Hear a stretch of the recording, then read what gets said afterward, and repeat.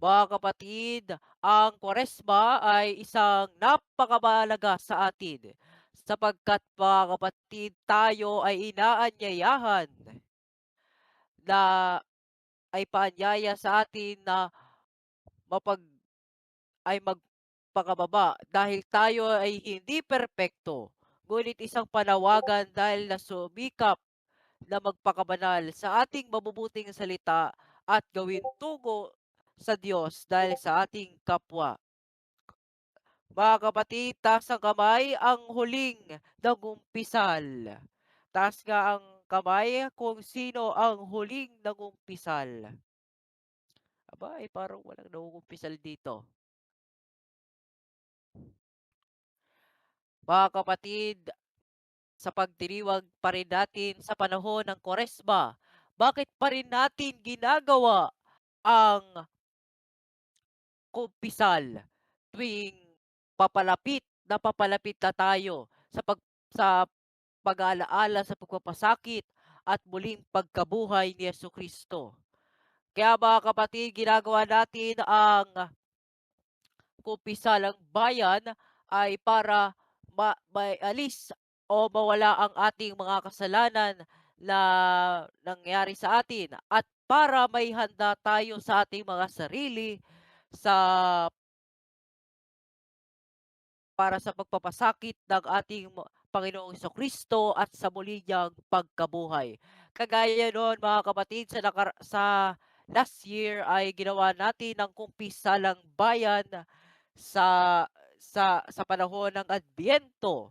Ito ay ang pagdililay na kung saan ay ginagawa natin ito mga kapatid sa pamagitan ng paghahanda sa pagsilang ng Panginoon. Pero ngayon, ipaghahanda pa na natin ito sa pagpapasakit at muling pagkabuhay ni Kristo. Mga kapatid, makikita natin sa ating buhay na walang sino man sa atin ay makasasabing perpekto ang ating buhay at pagkatao.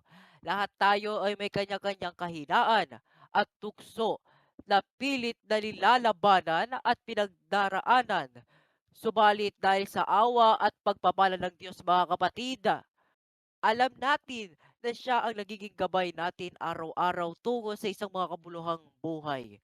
Kung hayaan natin, siya palagi ang magiging Panginoon natin at sa ating papel ay mapagpakababa at magiging magalang makamit natin ang buhay kabanalan at kagandahang loob na ipinakita natin sa ibang tao. Mga kapatid, tuwing tayo ay nakakakita ng mga bagay na bago na binigay sa atin ng mga magulang, pero binigay sa ating mga kapatid. Minsan tayo ay nakakaranas tayo mga kapatid ng kainggitan. Taas nga kamay kung sino ang hindi naiinggit sa binigay ng magulang para sa ating mga kapatid. Parang marami din sa ating mga kapatid.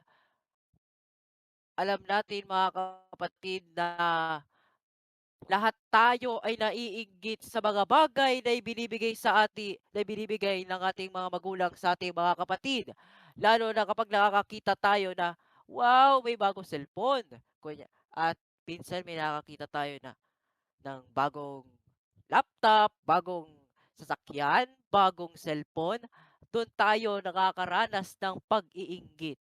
Kaya minsan mga kapatid, hindi natin maiiwasan ang pag-iinggit. Kaya subalit mga kapatid, ang pag-iinggit talaga ay ito ay masama para sa atin sapagkat kung iniinggitan man natin ang ating mga kapatid natin, mga kaibigan, parang gusto mong sabihin sa iyong sarili na, balang araw hindi rin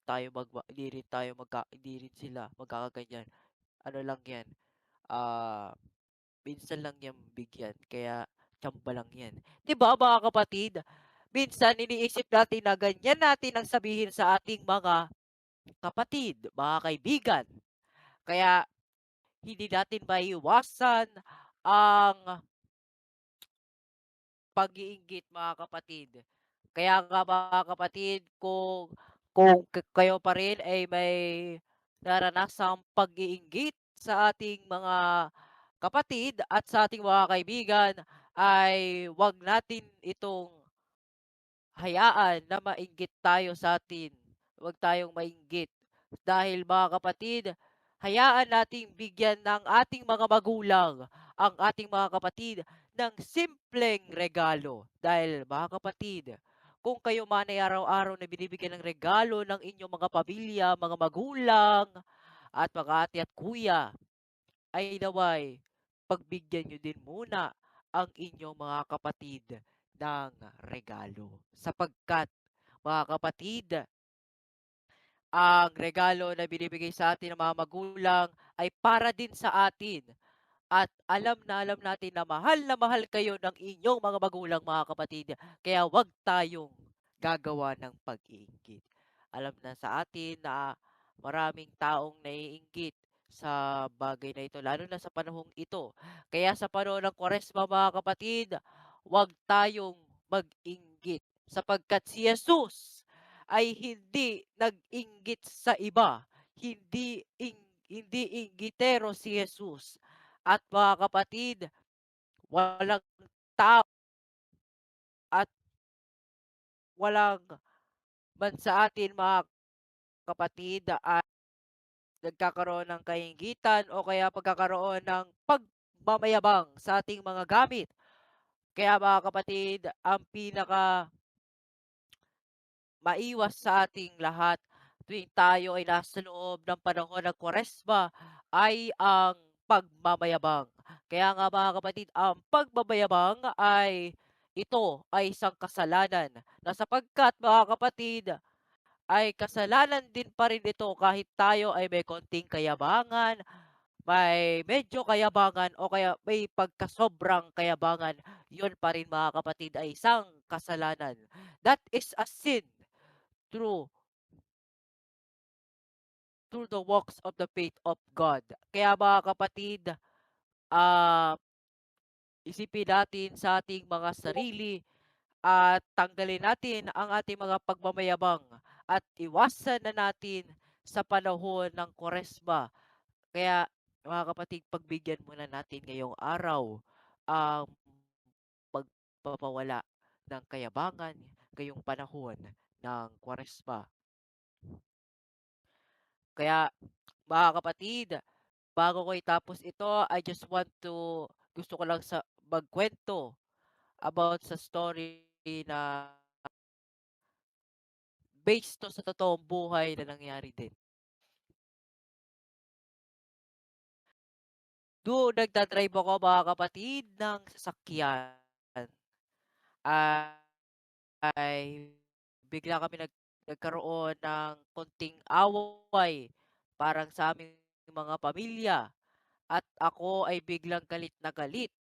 Kaya mga kapatid, nung naisip ko sa sarili ko ng pagkakamali ay kinuha ko ang susi at nag-drive na walang paalam at nagmabilis ng takbo. Kaya mga kapatid, inisip ko sa aking sarili na sana Panginoon ay matapos na 'to at mawala na ako sa buhay.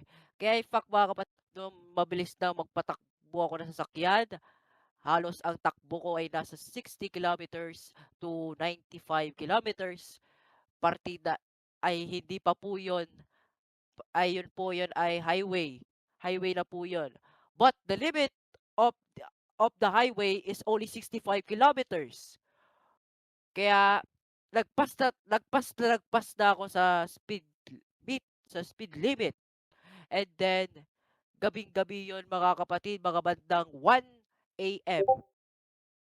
Kaya nung nalaman ko na yun, bilis na nagmamabilis ako ng takbo and nung nakita ko na may bus pa palang malapit ko ng mabangga ay agad kong iniwasan ng bus at